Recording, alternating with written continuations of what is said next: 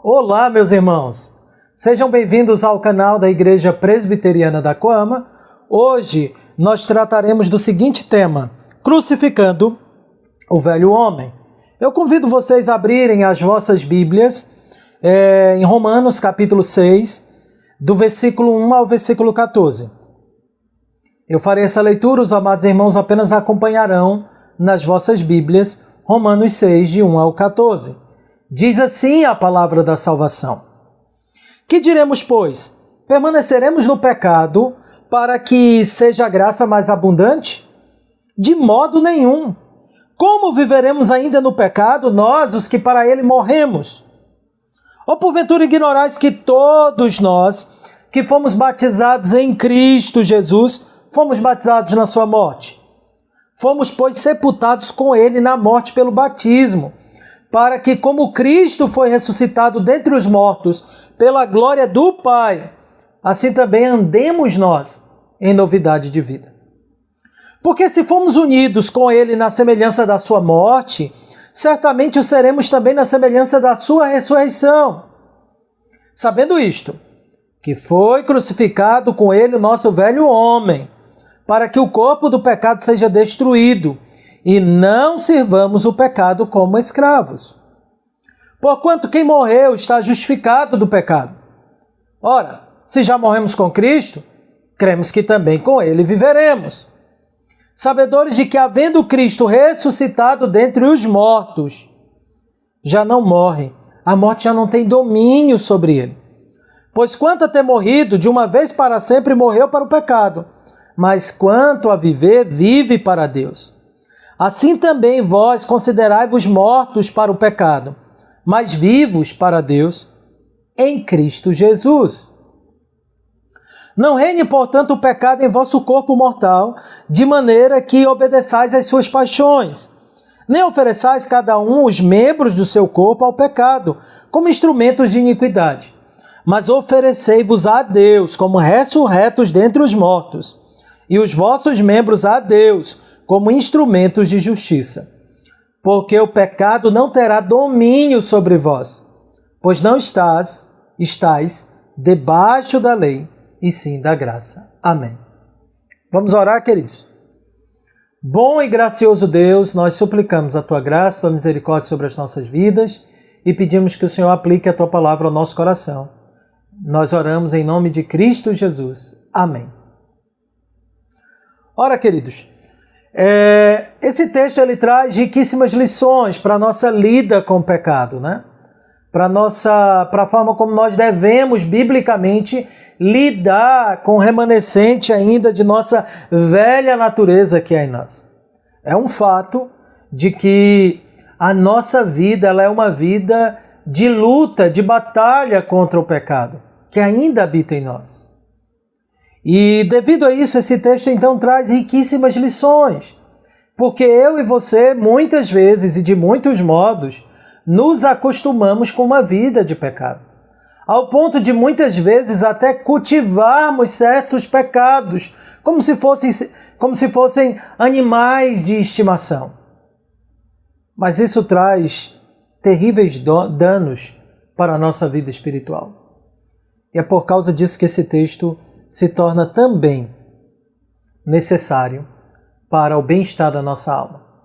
Então, meu objetivo aqui não é delongar muito, há muitas lições, mas é apenas trazer algumas lições a partir do nosso texto para a nossa vida espiritual. Então, esse é apenas o meu foco nesse final de tarde. Tudo bem? Dito isso, queridos, é importante lermos o capítulo 6 de Romanos em conexão com o capítulo 5. Você deve se lembrar muito bem que o capítulo 5 trata exclusivamente da justificação, de como justificados por meio de Cristo Jesus nós temos paz com Deus. O apóstolo Paulo falou aqui que o Senhor nos chamou, foi gracioso conosco quando nós ainda éramos inimigos dele, que onde abundou o pecado, superabundou a graça. E os capítulos anteriores haviam nos mostrado que nós não fazemos nada para nos justificar partindo de nossas próprias obras. É tudo por graça. É a graça de Deus operando em nós. Por isso, onde abundou o pecado, superabundou a graça. Daí, alguns poderiam ter uma dificuldade com essa linguagem, e alguns realmente têm essa dificuldade, ao imaginar que se eu não faço nada para ser salvo, então eu posso viver uma vida no pecado. Pois se eu não faço nada para ganhar e nem perder minha salvação, por que eu me preocupo? E Paulo escreve esse capítulo 6 para desfazer essa mentalidade. Tanto daqueles que se utilizavam dessa argumentação para continuar defendendo uma espécie de justificação pelas obras e uma espécie de autojustiça, quanto também para aqueles que sinceramente imaginavam que poderiam viver na licenciosidade do pecado, sem consequência alguma, afinal já estavam salvos. E aí esse capítulo 6 é preciosíssimo para entendermos o equilíbrio certo entre a nossa justificação e a nossa santificação. Se o capítulo 4 e 5 fala da justificação, o capítulo 6 trata da santificação, tá bom? E aí o que nós aprendemos nas Sagradas Escrituras é que sim, eu sou justificado tão somente por causa da justiça de Cristo. É algo que acontece fora de mim, no tribunal de Deus, onde eu sou declarado justo. É uma obra que sim, tem o seu aspecto externo, mas Deus também faz com que a justiça de Cristo ela seja forjada em mim, lapidada em mim, implantada em mim através de um processo. Esse processo é santificação. Enquanto a justificação ela é um ato que ocorre de uma vez por todas, a santificação ela é um processo que decorre da justificação. É como se fosse uma espécie de efeito colateral da justificação. Ok? Dito isso, então, o que é que o nosso texto nos ensina? Do versículo 1 ao versículo 10, esse texto ele nos ensina que a nossa união com Cristo em sua morte e ressurreição é o fundamento para a nossa santificação. Repito, esse texto nos ensina que nossa união com Cristo em sua morte e ressurreição é o fundamento para a nossa santificação. Como esses 10 versículos tratam do mesmo tema, acrescentando alguns detalhes, eu não vou aqui fazer uma exposição verso a verso. Vamos pegar o que esses 10 versículos têm a nos ensinar, tá bom? A primeira coisa que nós olhamos para o nosso texto e já podemos perceber e salta aos nossos olhos são as perguntas cruciais que o apóstolo Paulo faz aqui nesse texto. Veja, ele faz a seguinte pergunta: que diremos, pois? Permaneceremos no pecado para que a graça seja mais abundante? Ora, queridos irmãos, se onde abundou o pecado, superabundou a graça, então devo eu pecar mais para que a graça seja mais abundante? É isso que o apóstolo Paulo está perguntando. Parece até fazer uma certa lógica, mas não passa de sofismas, ok? Às vezes nós fazemos questionamentos similares, do tipo, uma vez salvo, salvo para sempre. Então eu posso viver no pecado? É interessante como nós aprendemos nessa pergunta que muitas vezes nós mesmos, você aí, tenta racionalizar o seu pecado, o nosso pecado, ok? Nós procuramos de muitas formas e de muitas maneiras justificar as nossas atitudes pecaminosas não em Cristo, mas em nossa sabedoria, prudência, artimanha e espertezas, ok? Fazemos isso de maneira bem diversificada, isso é bem verdade. Um exemplo disso vem por meio de um exemplo até popular, né? Quando alguém é surpreendido em alguma falta, em algum pecado, e alguém busca tratar esta pessoa que está em pecado, mesmo que você busque tratar em amor, mas falando a verdade, tentando convencer o irmão a abandonar o erro, o que geralmente ocorre é aquela afirmação genérica, popular. Ah, ninguém pode julgar o coração de ninguém. Quem é você para julgar meu coração? Muitas vezes até apelam para versículos bíblicos do tipo, se Deus é por nós, quem será contra nós? Ou seja, se Deus está do meu lado, quem é você para dizer o que eu estou fazendo de errado? E usamos vários argumentos. Outros argumentos você também é um pecador. Enfim, não faltam exemplos de pessoas que tentam proteger o seu pecado a qualquer custo. No contexto paulino aqui, alguns tentavam refutar a doutrina da justificação, asseverando que ela induzia ao pecado. Inclusive é a reclamação que os romanistas fazem até hoje contra os protestantes.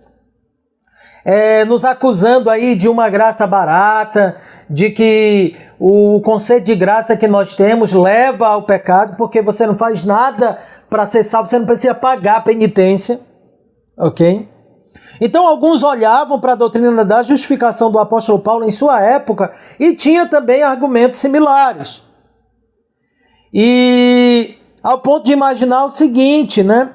Que as obras, já que elas não me justificam, elas não têm valor algum para quer seja para o bem, quer seja para o mal. Logo eu vou tentar extrair destas obras o máximo de prazer possível. Afinal de contas, elas não têm peso na minha salvação. Alguns argumentavam assim. Outros usavam esse tipo de argumento, como eu disse inicialmente, para tentar justificar uma espécie de salvação pelas obras.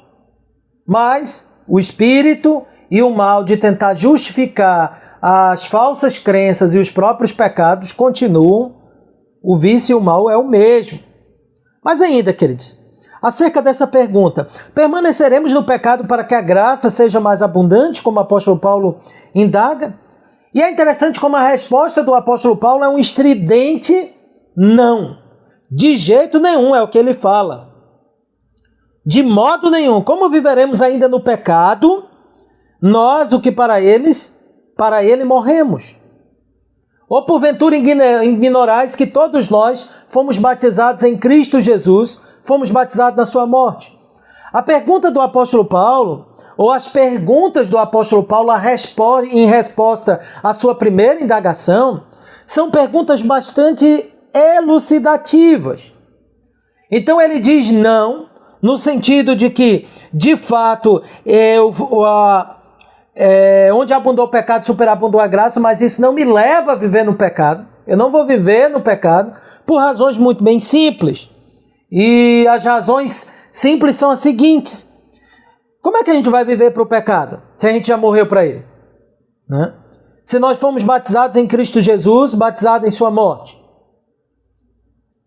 É interessante isso que o apóstolo Paulo está falando aqui, porque, em primeiro lugar, na pergunta dele, que é uma pergunta retórica, nas perguntas-respostas do apóstolo Paulo, que são retóricas, ele indaga de uma maneira que já alerta os leitores para um mal que talvez eles estivessem fazendo e que alguns de nós possamos fazer, que é ignorar aquilo que não pode ser ignorado. Perceba que é assim que ele começa.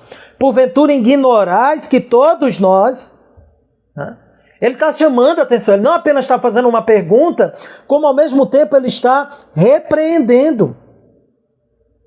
E por que o apóstolo Paulo está afirmando isso? Ele está dizendo isso porque a pergunta dele pressupõe que todos já saibam a resposta. Que nós estamos unidos a Cristo em sua morte. E se estamos unidos a Ele em sua morte, então nós morremos com Ele. Se morremos com Ele, como é que vamos viver ainda no pecado? E é por isso então que daqui em diante o apóstolo Paulo ele vai mostrar a relação da morte de Cristo e a nossa santificação. Então é uma preocupação do apóstolo Paulo nessa porção. A preocupação dele é uma preocupação para que entendamos que a morte de Cristo tem implicações para a nossa santificação. Tá bom? E aí, quando eu falo de santificação, permita-me dizer que a santificação ela tem pelo menos dois aspectos. Um aspecto que nós chamamos de consagração e um aspecto que nós chamamos de mortificação. Então, santificar-se é mortificar o pecado e consagrar-se a Deus. E Paulo trabalha esse conceito aqui através da linguagem de morte e vida. Ok? Do sepultamento e da ressurreição. E o fato é que o apóstolo Paulo então vai nos mostrar que a morte de Cristo tem implicações para a nossa santificação. Ele usa algumas palavras para conectar o sacrifício de Cristo com a nossa santificação. A primeira palavra usada pelo apóstolo Paulo é quando ele diz assim, que nós fomos sepultados, diz o versículo 4. Nós fomos sepultados com eles na morte pelo batismo. Essa é a primeira linguagem. E aqui não há nenhuma defesa do princípio ex opere operato dos sacramentos. O que significa isso? Não há aqui nenhuma defesa do pensamento romanista de que o batismo ele justifica, de que o batismo ele comunica graça por si mesmo. Não é isso, não é o ponto. Embora ele seja um meio de graça, a graça do batismo, ele como meio de graça não é uma graça dele, é a graça de Cristo, né? Que é comunicada não para a justificação, mas para a nossa santificação. O ponto aqui em xeque é o que o batismo representa. Ele é o sinal do pacto de uma vida que foi sepultada para uma vida que agora ela é iniciada em novidade, como diz o texto. Isso fica em relevo quando Paulo diz que nós fomos sepultados e ressuscitados para uma novidade de vida. É o que está no versículo 4, na parte final do versículo 4. O batismo, então, aponta para a nossa iniciação no corpo de Cristo. O conceito de sepultamento aponta para a verdade que Paulo já declarou lá em Colossenses 3,3, que a nossa vida está oculta com Cristo. Outra linguagem que nós encontramos aqui no nosso texto, principalmente no versículo 5, é que nós estamos unidos a Cristo em sua morte e crucificação. Veja, é o que diz o versículo 5 e o versículo 6. Se formos unidos com ele na semelhança de sua morte, certamente o seremos também na semelhança de sua ressurreição, sabendo isto, que foi crucificado com ele o nosso velho homem, para que o corpo do pecado seja destrutivo e não sirvamos ao pecado como escravos.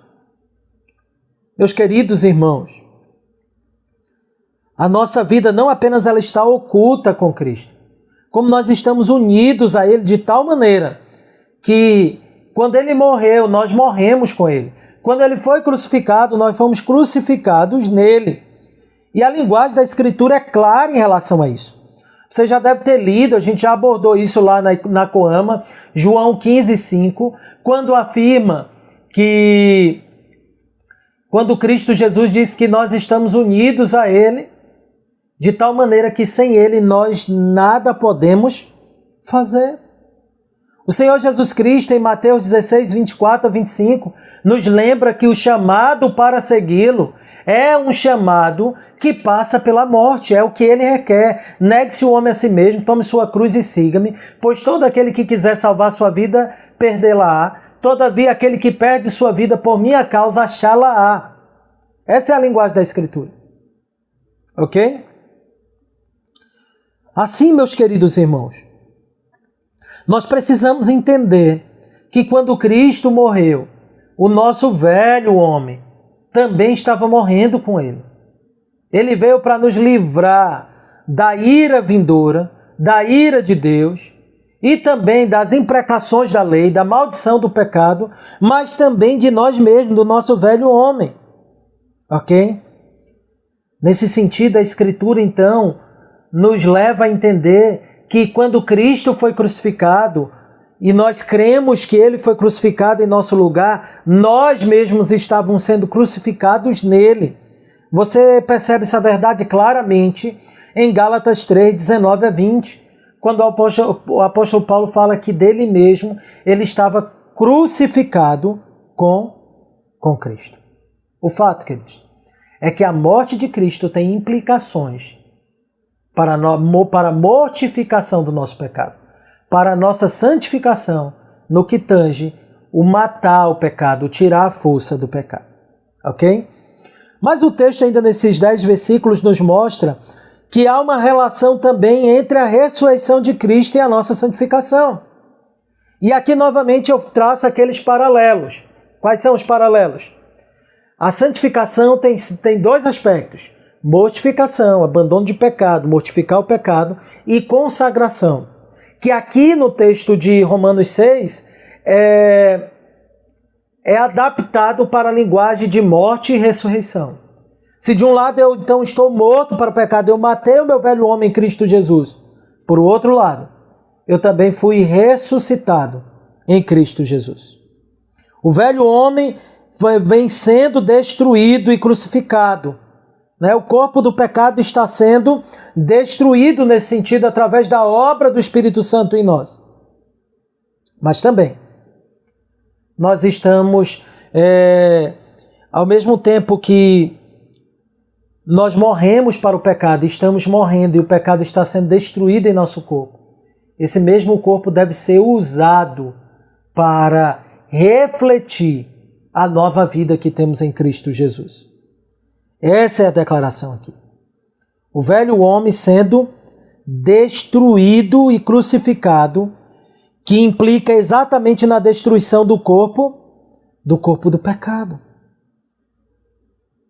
Ora, queridos irmãos, Efésios capítulo 2, versículo 1 nos lembra que Ele vos deu vida juntamente com Cristo. O nosso Deus nos deu vida, nós estávamos o quê? Mortos. E aí se você abrir lá Efésios capítulo 2, o versículo 4 e 6 nos mostra que foi Cristo Jesus que nos ressuscitou, já estávamos ressurretos nele. A nossa primeira ressurreição é o ato de Deus dar vida a nós quando estávamos mortos nos nossos pecados. E para que Ele nos dá vida? Para que vivamos em novidade de vida, para que vivamos de acordo com a sua graça, para que dediquemo-nos ao Senhor. Por isso, o que esses 10 versículos também ainda nos mostram é que o fato de termos morrido com Cristo e ressuscitado com Cristo tem implicações para a nossa vida espiritual. E quais são essas implicações? O resultado de nossa união na morte e ressurreição de Cristo são os seguintes. Primeiro, nós devemos andar em novidade de vida. É o que diz o versículo 4. Se já morremos, fomos sepultados com Ele, o versículo 4 nos lembra.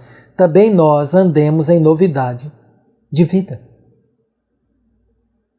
Ora, queridos irmãos, essa linguagem ela é interessante porque a gente entende que a obra da salvação tem consequências claras no nosso comportamento. Nós não podemos sair por aí dizendo que a gente foi salvo, que a obra do Evangelho nos alcançou e viver do mesmo jeito. E viver como se nós ainda não tivéssemos sido vivificados. Isso é trágico. A morte e a ressurreição de Cristo, ela implica para nós uma novidade de vida. Ok?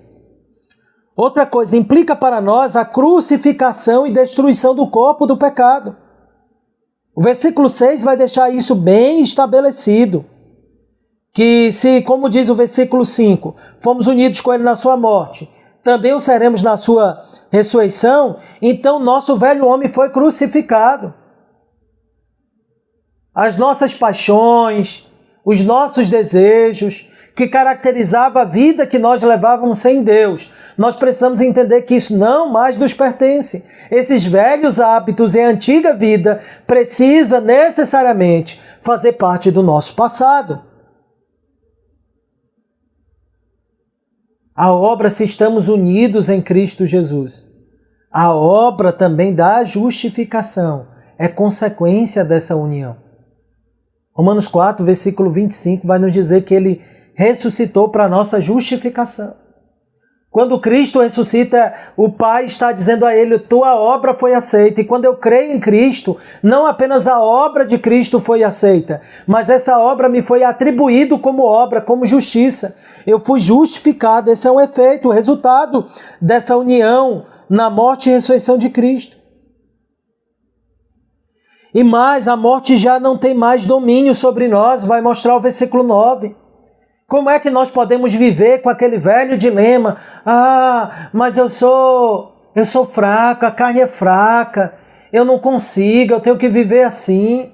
Irmãos, é bem verdade que nós somos fracos e débeis. E somos mesmos. Por isso o Senhor colocou o Espírito Santo dele dentro de nós. Mas o que acontece é que muitas vezes usamos essa linguagem para acomodar o nosso pecado, para justificar o nosso comportamento pecaminoso. Mas a Escritura diz que a consequência da gente ter morrido e ressuscitado com Cristo é que a morte não tem mais domínio sobre nós. No verso 8, também nos lembra que essa verdade nos trouxe a certeza de que outrora sim mortos, mas agora se morremos e ressuscitamos com Ele, nós viveremos. O que caracteriza a nossa vida não é a morte e a podridão do pecado. O que caracteriza a nossa vida é o caminho da santidade, é a vida de Cristo refletindo em nós. E como vai pontuar ainda o versículo 10, o resultado dessa união na morte e ressurreição de Cristo é que a nossa vida vai reverberar isso, como diz o texto, numa vida que morreu para o pecado, enquanto dedica-se a Deus. Você tem morrido para o pecado. O que caracteriza a sua vida é o domínio do pecado. Veja, eu não estou perguntando se você peca, todos nós pecamos. O que é que caracteriza, o que é que dá a dinâmica do nosso dia a dia? É o pecado? Ou é o nosso anseio pela santidade e por agradar ao Senhor? Um texto análogo a esse, queridos irmãos, e que é muito importante para entender esse texto, é Colossenses capítulo 3, versículo de 1 a 11. Eu não vou ler todo o texto. Eu vou ler apenas o versículo, do versículo 1 até o versículo 8. Diz assim, Colossenses 3, do versículo 1 ao versículo 8. Portanto, se foste ressuscitado juntamente com Cristo, buscai as coisas lá do alto, onde Cristo vive, assentado à direita de Deus. Pensai nas coisas lá do alto, não nas que são daqui da terra. Porque morreste, a nossa vida e a vossa vida está oculta juntamente com Cristo. Quando Cristo, que é a nossa vida, se manifestar, então vós também sereis manifestados com Ele em glória. Fazei, pois, morrer a vossa natureza terrena, prostituição, impureza, paixão lasciva, desejo maligno e a avareza, que é a idolatria. Por estas coisas aqui vem a ira de Deus. Ok? Ora, nessas mesmas coisas andaste vós também no outro tempo, quando vivíeis nela. Agora, porém, despojai-vos igualmente de tudo isso: ira, indignação, maldade, maledicência, linguagem obscena do vosso falar. Então, o que o texto de Colossenses está nos ensinando? Que se nós ressuscitamos com Cristo, né, então é para Ele que nós devemos olhar. Aqui a linguagem de olhar para o alto é literalmente olhar para Cristo, pois Ele subiu ao alto, Ele foi assunto aos céus em seu corpo. E o significado e a implicação disso para nós é que se ressuscitamos com Ele, nós morremos para o pecado. E isso se demonstra de que maneira? Como é que eu denuncio, como é que eu mostro abertamente que Cristo morreu por mim? Não é só falando que Ele morreu. A morte dele deixa um impacto e uma marca na minha vida. Como? Na minha luta contra o pecado. E morrer para o pecado. Assim como a sua ressurreição deixa uma luta também em viver para Deus. E viver para a glória de Deus. E glorificá-lo. Dito isso, queridos irmãos, o verso de 11 a 14 do nosso texto vai nos lembrar que o comportamento esperado de quem está unido em Cristo Jesus é de uma vida de santificação. Você deve até se lembrar de Hebreus capítulo 12, versículo 14, quando diz que segui a paz com todos e a santificação, sem a qual ninguém verá o Senhor. Então o que o texto está nos ensinando aqui de Romanos 6 é que o fato de termos morrido com Cristo e ressuscitados com Cristo implica necessariamente que o nosso comportamento será caracterizado por essa verdade. E assim, queridos irmãos, o comportamento esperado de quem está unido com Cristo é um comportamento santo, que é descrito para nós nesses 4 últimos versículos da seguinte maneira. Primeira coisa, olha o que diz o versículo 11. Assim também vós considerai-vos mortos para o pecado, mas vivos para Deus em Cristo Jesus. Então qual é o comportamento esperado de quem está unido com Cristo em sua morte e ressurreição? Primeira coisa, é que nos consideremos mortos para o pecado. Nós não somos chamados a flertar com o pecado, a acariciar o pecado, ao ver o pecado como possibilidade. Nós pecaremos, mas essa é a pior coisa que nós podemos fazer. E é por isso que continuamos a chorar, mesmo após ter recebido tamanha salvação. Mas nós nos lembramos que o nosso corpo e a nossa alma foram criados santos e bons, não fomos feitos para o pecado. E o fato de Cristo ter morrido e ressuscitado implica necessariamente que nós fomos mortos e ressurretos com Ele. E a consequência disso é que eu tenho que me considerar morto para o pecado, mas como diz a parte B do versículo 11, vivos para Deus em Cristo Jesus. Cristo morreu por você, meu irmão. Ele ressuscitou também por você, garantindo a sua justificação. Mostre isso, considerando-se morto para o pecado, mas vivos para Cristo Jesus. Paulo ainda vai dizer o seguinte: não reine, portanto, o pecado em vosso corpo mortal, de maneira que obedeçais às suas paixões. Ora, se havia alguma dúvida ainda do que o apóstolo Paulo está falando aqui, vamos supor que alguém até entendeu. Beleza, eu tenho que me considerar morto para o pecado. Mas o que significa isso? Paulo diz: não deixem o pecado reinar em vós.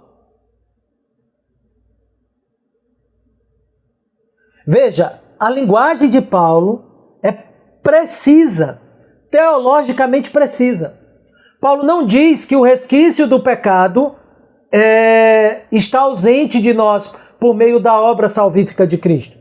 Ele não está negando que somos pecadores. Ele está tratando de uma verdade, que a nossa realidade em Cristo Jesus não pode ser caracterizada pelo reinado do pecado, mas pelo reinado de Cristo. Então, se o pecado é o que determina a dinâmica da minha vida, o meu dia a dia, se eu sou guiado pelas minhas paixões, é o pecado que está reinando.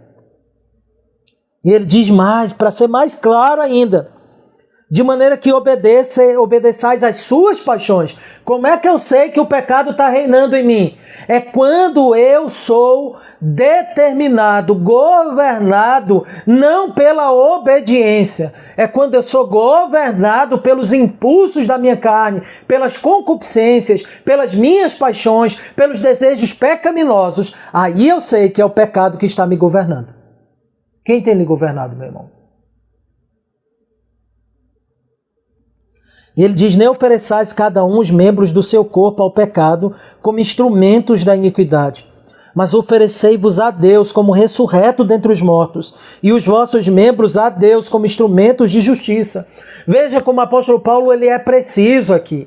Ele não simplesmente diz: parem de viver para o pecado, parem de pecar, parem de ser governados pelo pecado. Mas ele diz: eu apresento a vocês algo que é sobremodo excelente, que é superior.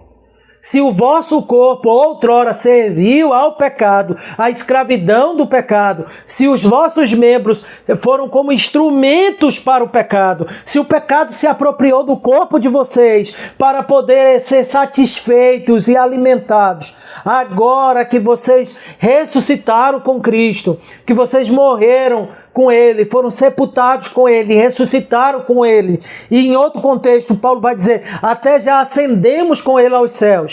Então a consequência inevitável disso é o quê? Apresentem os seus membros que outrora serviram tanto ao pecado para Deus, dediquem-se ao Senhor, façam com que a sua vida, o seu corpo, a totalidade do teu ser sirva ao Senhor. Paulo usa a linguagem aqui do corpo para sendo ferramenta do pecado, porque ele está apelando à nossa capacidade imagética, para que compreendamos exatamente o que ele quer dizer aqui. Que da mesma maneira que os nossos membros, que a nossa parte externa obedece os nossos impulsos internos, pela obra do Espírito Santo, pela obra de Cristo, obedeçamos ao Senhor. Façamos do nosso corpo instrumentos para a glória dele. Pare de obedecer os impulsos de sua carne, meu irmão. Pare de obedecer seu orgulho. Pare de obedecer sua arrogância. Pare de obedecer seus impulsos sexuais, promíscuos e lascivos. Pare de obedecer suas paixões, a tua cobiça, tua altivez de espírito, o teu temor de homens. Pare de obedecer ao teu coração carregado de ira. Pare de obedecer o teu amor pelo mundo. E ofereça-se a Deus. Lá no capítulo 12 de Romanos, Paulo vai dizer isso. Rogo-vos, pois, irmãos, que apresentei o vosso corpo como sacrifício vivo, santo e agradável a Deus, que é o vosso culto racional. E por que Paulo está dizendo isso? Ele conclui, porque o pecado não terá domínio sobre vós, pois não estáis debaixo da lei, e sim da graça. Ok? Compreendido, irmãos? Qual é a razão disso? Veja, ele conclui de maneira majestosa essa parte. Depois ele retoma mais à frente. Mas ele lembra. A graça de Deus, ela é eficaz contra o nosso pecado. A lei externa, a letra da lei, se ela não descer para o coração pela graça, porque é a graça que aplica a lei no coração para levar o pecador a depender de Cristo. Se a graça não fizer isso, a lei não fará. E aí a lei vai fazer aquilo que o apóstolo Paulo vai dizer no capítulo 7. Ela vai aflorar os seus desejos por pecar.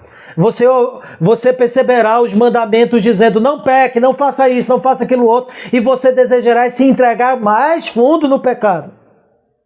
Mas a graça, ela é eficiente. E se nós estamos debaixo da graça, qual é a evidência externa? Como que eu posso saber? É que essa graça, ela é feita lá no interior, mas ela purifica o exterior. Qual é o problema da lei sem a graça? É que até afeta o exterior, mas não desce para o interior. A graça não. Ela liberta de fato. Assim, queridos, o que nós aprendemos nesse texto é que a nossa vida em Cristo Jesus, ela é caracterizada pela santificação. Nosso velho homem foi crucificado, nós já morremos com Cristo. Mas como Paulo vai deixar até claro no capítulo 8, esse morrer com Cristo, esse morrer para o pecado e esse ressuscitar para Deus, ao mesmo tempo que foi um evento único que ocorreu juntamente com Cristo, na nossa peregrinação, ele é uma constante. Eu estou sempre matando o meu pecado. Eu estou sempre me crucificando. E eu estou sempre ressuscitando. Em que sentido? Consagrando-me ao Senhor. Dito isso, queridos, que a nossa vida seja caracterizada por esse caminho de santidade, crucificando o velho homem para vivermos para a glória de Deus. Amém. Que Deus nos abençoe. Vamos orar? Bom e gracioso Deus, aplica, ó Deus Santo, a Tua palavra ao nosso coração. É o que nós te pedimos, ó Deus, no nome santo de Cristo Jesus. Amém. Irmãos, assim está encerrado.